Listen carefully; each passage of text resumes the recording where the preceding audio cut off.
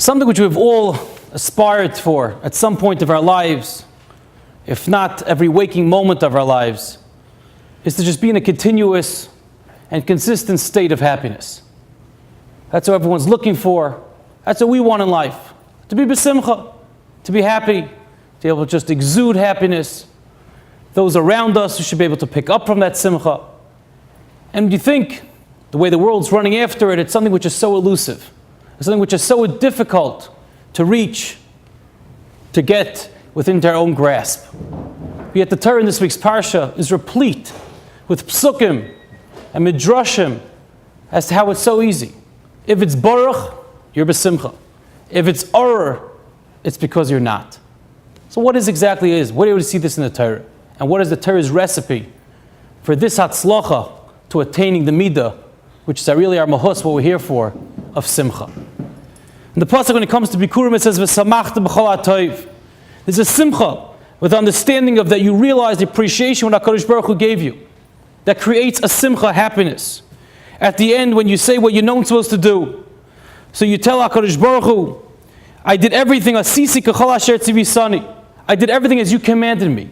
When we listen to HaKadosh Baruch Hu's tzivoy, Rashi tells us, it's yusamachti v'simachti boy. I became happy from what I was supposed to do, and I caused others to be happy as well. Just from the mitzvah of Bikurim itself, there's this simcha. Hashkifim u'moin kotchech v'rashamayim u'borech es amcha es Yisrael v'es and esata lanu.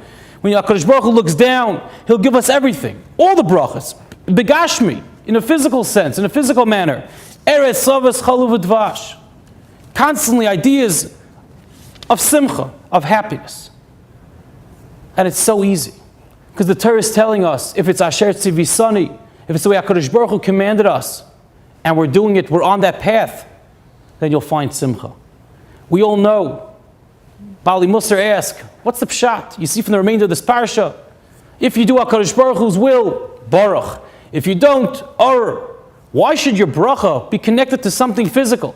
Your bracha should be olam haba, something spiritual, something which you wouldn't necessarily come in contact with on a daily basis. I should have more of a better crop. I should have more parnasa because I've done more of HaKadosh Baruch Hu's will. Why should it be connected to something physical? Why should I see my bracha so instantly? It should be a bracha the way we always think. We daven, we're making connections. I get a bracha, I'm getting more schar in olam haba. Why the reward so instantly, so on the ground, so physically, when we're talking about such spiritual matters? And the Bali Musar explained is that when you're going on a path, so if you're on the beaten path, if you're on the regular highway, you're going to find rest stops, you're going to find gas stations, you're going to find convenience stores. But the moment you go off on your own, you're going to be stuck in thorns, you're going to get lost on the way, you could be miles without an ability to get any fuel. You could be famished or parched from lack of food and water because you're on your own. You're not on the path that many have gone down. The Torah is the derech that HaKadosh Baruch Hu guides us. The Torah is the path, is the instruction manual for us how to lead our lives. Which highway to go on. When we go on the interstate of HaKadosh Baruch Hu, it's not an extra bracha. It's automatically a fact. When you're driving on a well-driven highway, you're going to find rest stops. So this bracha that you're getting is just because the mere fact that you're on the road. When you're on the way with HaKadosh Baruch Hu, you're going to have a better crop. You're going to have better parnasa. You're going to develop a nicer mishpacha. You're going to be healthier. And you're going to be happier. But the moment you start veering off and saying, I know better, my GPS tells me to go a different way. It could be sometimes there's stumbling blocks, sometimes there's traffic, sometimes there's construction on the interstate. I know a better route. And I'm going to go to the left and then to the right and a little bit of curve here and a little bit of curve there. Anything but the straight path.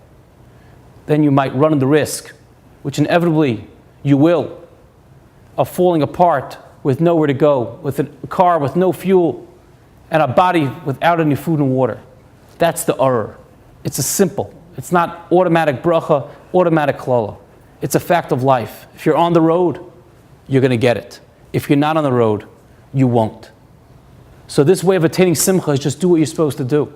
We all know when you're involved in something which we shouldn't be, or that instant gratification, it's instant gratification, and then it goes away instantly as well. But when it's something of Torah, we know that it could be a 5 minutes when we open a Gemara and we struggle against that Yetzer Hara, and we sit down for those 5 minutes. We learn with our child.